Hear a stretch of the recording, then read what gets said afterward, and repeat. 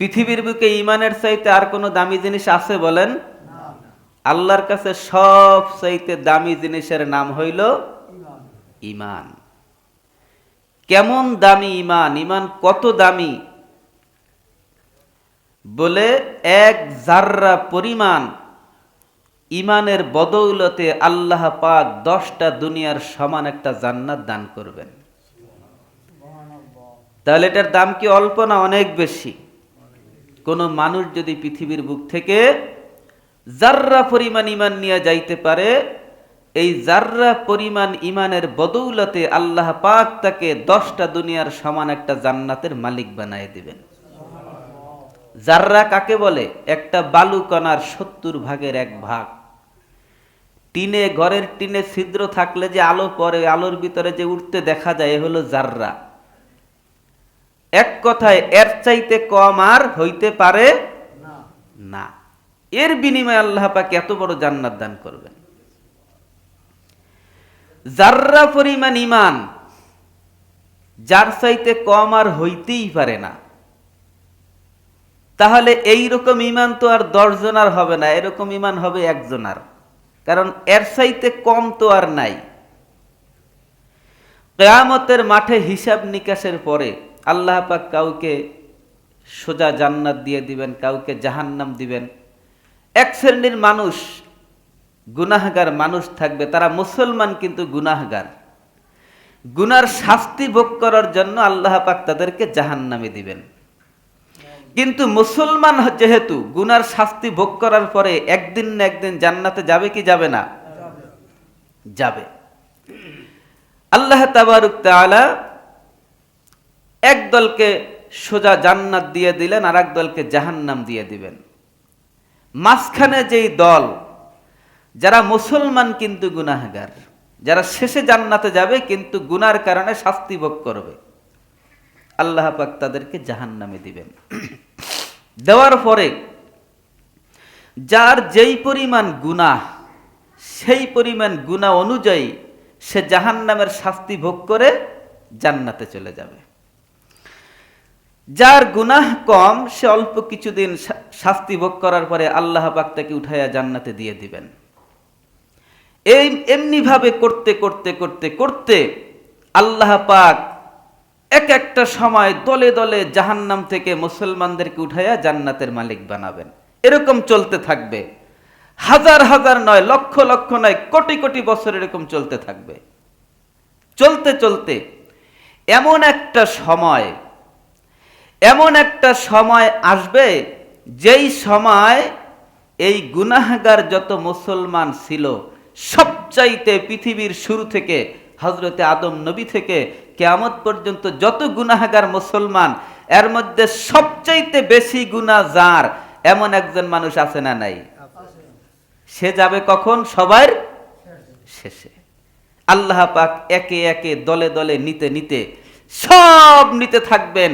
ওই সবচাইতে বেশি গুনাহগার সে অপেক্ষায় থাকবে যে আমাকে আল্লাহ কোন দিন নিবেন। কিন্তু তার গুনাহ তো সবচাইতে বেশি, তার গুনাহ সবচাইতে বেশি। আল্লাহ রাব্বুল আলামিন এইভাবে নিতে থাকবেন, এক একজন করে জাহান্নাম থেকে উঠায়া জান্নাতের মালিক বানাবে। আর ওই সবচাইতে বেশি গুনাহগার আল্লাহর দরবারে তাকায় থাকবে, আমার ডাক কোন দিন আসে, আমার আল্লাহ আমাকে কোন দিন জাহান্নাম থেকে উঠায়, পথের দিকে তাকায় থাকবে। কিন্তু ও যাবে কখন? সবার শেষে। উঠাইতে উঠাইতে সব যখন উঠানো শেষ, শুধুমাত্র ও একাই বাকি আছে, আর কেউ বাকি নাই। এইবার আশেপাশে তাকাবে, দেখবে কাফের মুশরিক তো আবাদুল আবাদ থাকবে, কিন্তু ওর মতন যারা ছিল মুসলমান গুনাহগার, ও ছাড়া আর একজনও। এইবার একটা চিন্তায় পড়ে যাবে। এবার কিসে পড়বে? কিরে সবাই চলে গেল, আমি এখনো বাকি, তাহলে আমাকে কি নেবে না? কিতাবের মধ্যে আসছে এই জাহান্নামী সর্বশেষ জাহান্নামী ব্যক্তি, সর্বশেষ, তারপরে আর কেউ নাই। সাঁতার কাটতে কাটতে জাহান্নামের কিনারে চলে যাবে। আর জাহান্নামের কিনারে যে ওয়াল থাকবে, এই ওয়াল ধইরা খামসায়া উপরের দিকে উঠতে চাইবে, কিছু দূর যখন উঠবে ধপাস করে আবার জাহান্নামে পড়ে যাবে। যখন পড়ে যাবে খুব জোরে উচ্চ আওয়াজে আল্লাহ বলে একটা চিৎকার করবে। এরকম ভাবে উঠবে, পড়বে, আল্লাহ বলে চিৎকার করবে। এত জোরে ওর শরীরের যত শক্তি আছে সমস্ত শক্তি দিয়া চিৎকার দিতে থাকবে। ওর আওয়াজে জাহান্নামে একটা হট্টগোল শোনা যাবে। আল্লাহ পাক ডাক দিয়ে বলবেন, এই বান্দা তুমি এত চিল্লাও কেন? তখন বলবে বান্দা যে আল্লাহ সবাইকেই তো নিলেন, আমি তো এখনো বাকি, আমার ব্যাপারে কি ফয়সালা? আল্লাহ পাক বলবে, তুই কি দুনিয়ায় বসে এমন কোন নেকামল করছো যার বিনিময়ে তুই জাহান্নাম থেকে উঠতে চাও? বলবে যে না আল্লাহ, এমন কোন নেক আমল তো আমার আমল নামায় নাই। তাহলে কিসের কারণে উঠতে চাও? তো বলবে যে আল্লাহ গুনাহগার তো আরো ছিল, সবাইরই তো উঠাইলা, তা আমার তো জান্নাতে যাওয়ার মতন কোনো আমল নাই। মালিক আপনি আমাকে একটু জাহান্নামের কিনারায় পৌঁছাইয়া দেন। কোন জায়গায়? একটু কিনারায় পৌঁছাইয়া দেন, জান্নাতে নেওয়া লাগবে না। আল্লাহ পাক বলবেন ঠিক আছে, অনেক বছর পরে একটা দাবি তুই আমার কাছে করলি, এই দাবিটা আমি পূরণ করব, কিন্তু শর্ত হলো এই চিল্লাফাল্লার করতে পারবা না। তখন বলবে যে ঠিক আছে আল্লাহ, আর চিল্লাফাল্লা করব না।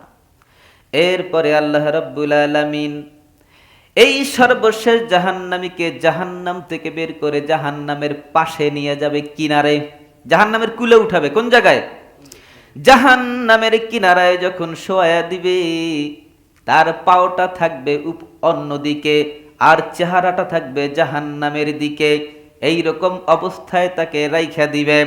এই রকম ভাবে যখন থাকবে, কিছু সময় থাকার পরে তার চেহারায় বড় কষ্ট হবে, কারণ মানুষের চেহারা হইল সফট, পায়ের মধ্যে তাপ সহ্য করা যায়, চেহারায় সহ্য করা যায় না। চেহারা সফট জিনিস। যখন দীর্ঘদিন চলতে থাকবে, ওই জাহান্নামী আল্লাহকে আবার মাওলা বলে একটা ডাক দিবে, আবার চিৎকার করবে আল্লাহ বইলা। আল্লাহ বলবে, এই তোর সাথে না আমার একটা চুক্তি হয়েছিল, চিল্লাপাল্লা করবে না, আবার ডাক দিলি কেন? বলবে যে আল্লাহ ডাক দিছে আর একটা দাবির জন্য। কি দাবি? আমাকে তো জান্নাতে যাওয়ার কোনো আমল নাই, জান্নাত তো দিবেন না, এখানেই থাকি, তা আমাকে একটু কাজ করেন, আমার চেহারাটা এইদিকে না দিয়ে আমার একটু ঘুরাই দেন, আমার চেহারাটা ওই দিকে থাকুক, পাও এই দিকে থাকুক। আল্লাহ পাক বলবেন আচ্ছা তোর এই দাবিটাও পূরণ করবো, শর্ত হলো তুই আর কিন্তু আমার ডাক দিতে পারবি না।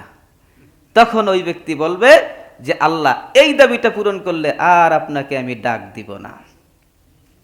আল্লাহ রাব্বুল আলামিন তার চেহারাটাকে ঘুরায় দিবে, পাও থাকবে জাহান্নামের দিকে, তার চেহারা থাকবে অপর দিকে। তার কাছে বড় আরাম মনে হবে, যেহেতু সে জাহান্নাম থেকে উঠে আসছে।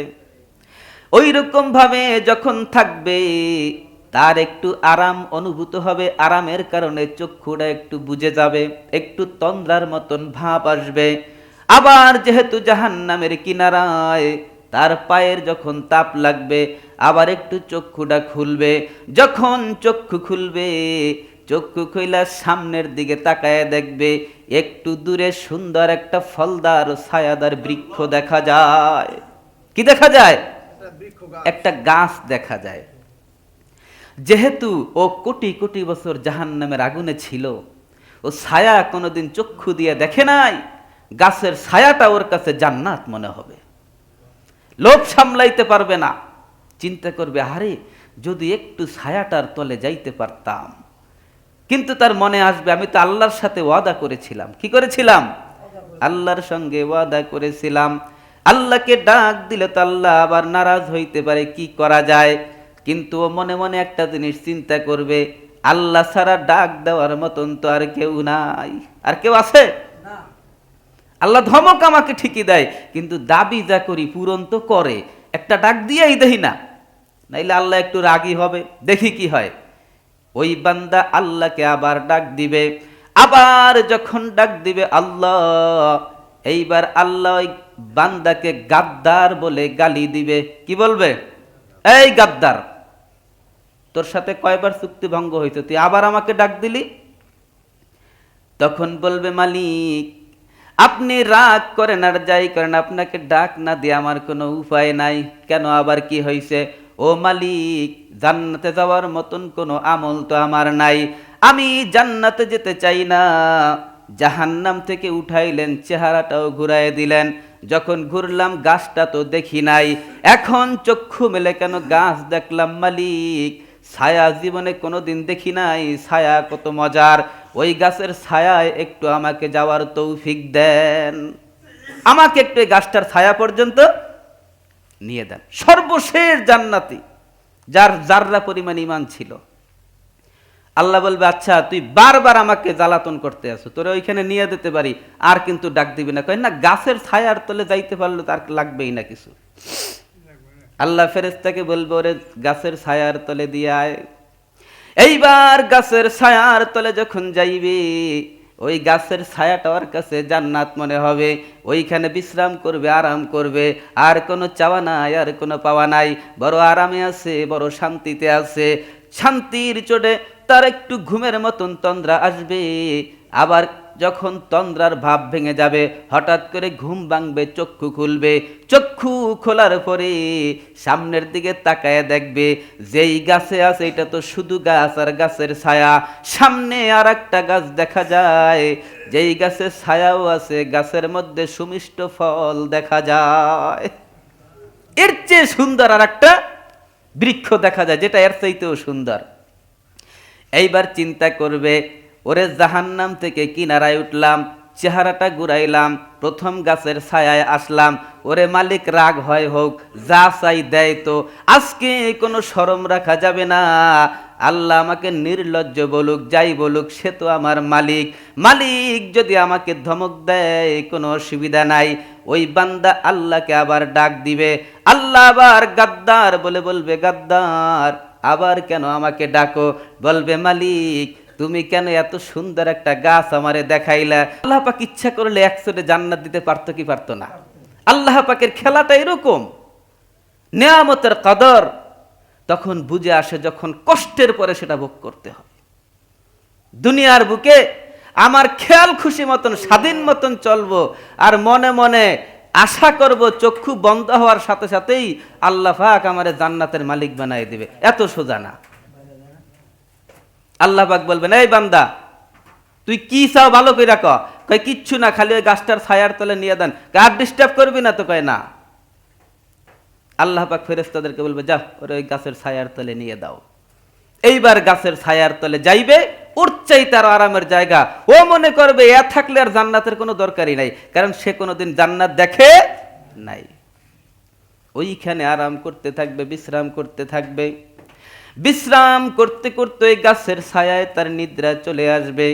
যখন তার ঘুম ভাঙবে, ঘুম ভাঙ্গার পরে সামনের দিকে যখন তাকাবে, তাকায় দেখবে জান্নাতের গেটের সামনে মনোরম যেই সুন্দর পরিবেশ।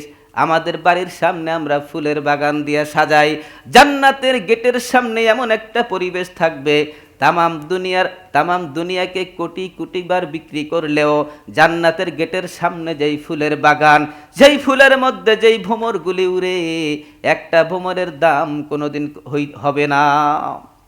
ও তাকায় দেখবে যে জান্নাতের গেটের সামনে, সেই জান্নাতের দরজার সামনে যে বাগান, সেই বাগান দেখা যায়। ও দেখে পাগল হয়ে যাইবে, এত সুন্দর কেমনে হয়, এত সুন্দর কেমনে হয়। এই ভোমরাগুলা জল জল করতেছে, স্বর্ণের হীরা মণিমুক্তার ভ্রমর উঠতেছে। আহারে বাগান, কত সুন্দর ফুলের বাগান। ও লোভ সামলাইতে না পাইরা আল্লাহকে আবার একটা ডাক দিবে। আল্লাহ পাক আবার ধমক দেবে, এই আবার ডাক দিলি কেন? কয় মালিক জান্নাত তো প্রথম দেখলাম না, জান্নাত কেন দেখাইলা? দেখাইছি তাতে তোর কি? আল্লাহ তোমার কাছে জান্নাতে যেতে চাই না, আমাকে একটু জান্নাতের গেটের সামনে যেই ফুলের বাগান দেখা যায়, এই ফুলের বাগান পর্যন্ত আমাকে নিয়ে দাও। আল্লাহ বলবে, আচ্ছা তোর এই জান্নাতের ফুলের বাগানের সামনে নিতে পারি, শর্ত হলো তুই আর কিছু কিন্তু চাবি না। এইবারও কি করবে জানেন? এইবারও হাজার হাজার কসম খাবে। এবার হাজার হাজার, ওখানে কোনো শরীয়ত নাই। দুনিয়ার বুকে আল্লাহ ছাড়া অন্য কারো কসম খাওয়া হারাম।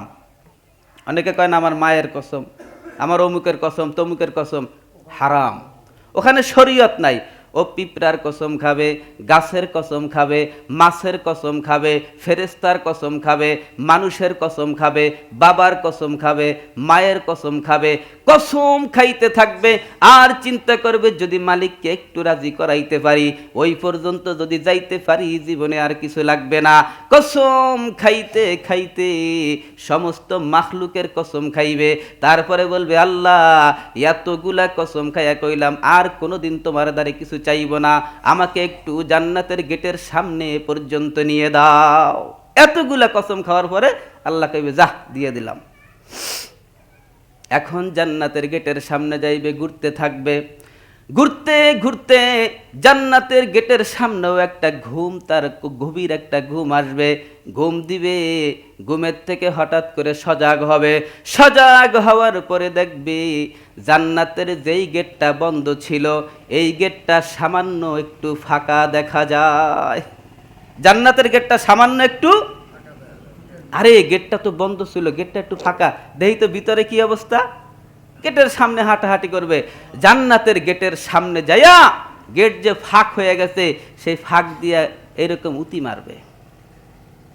যখন নাকি জান্নাতের ভিতরে তাকাবে আর জান্নাতের ভিতরের সিনারি এবং দৃশ্যগুলি দেখবে, আমার নবী বইলা গেছেন আল্লাহ পাক জান্নাতকে এত সুন্দর কইরা সাজাইছে যা কোনো মানুষ কোনোদিন দেখে নাই, কোনো কান যার আওয়াজ কোনোদিন শোনে নাই, কোনো দেমাগ যা কোনোদিন কল্পনাও করতে পারবে না।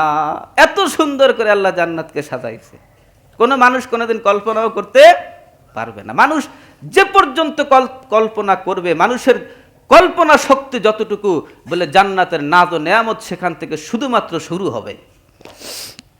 এইরকম সুন্দর জান্নাতের দিকে যখন তাকাবে, তাকানোর পরে জান্নাতের নাজ ও নেয়ামত দেখবে, আর দেখবে ডাগর চক্ষু বিশিষ্ট ওয়াকাওয়াইবা আতরাবা, এরকম সুন্দর সুন্দর হুর, বলে এত সুন্দর যাদের একটা আঙুলের সৌন্দর্য জমিনে দেখাইলে দুনিয়ার মানুষ পাগল হয়ে যাইতো, একটু থুথু জমিনে ফালাইলে সাগর মহাসাগরের পানিগুলো শরবত হয়ে যাইতো।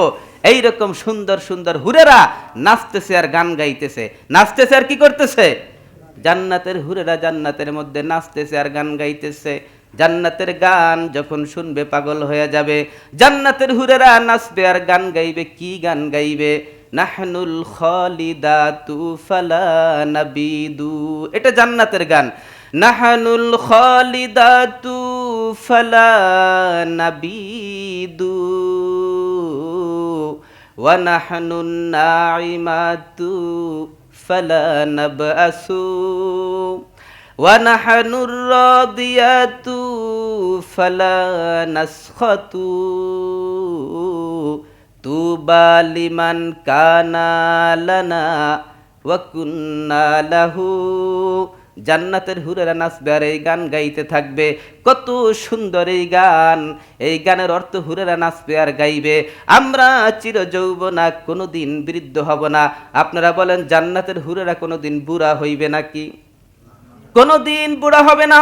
নাচবে আর গাইতে থাকবে, আমরা চির যৌবনা, কোনোদিন বৃদ্ধ হব না। আমরা চিরকাল খুশি রব, কোনোদিন বেজার হব না।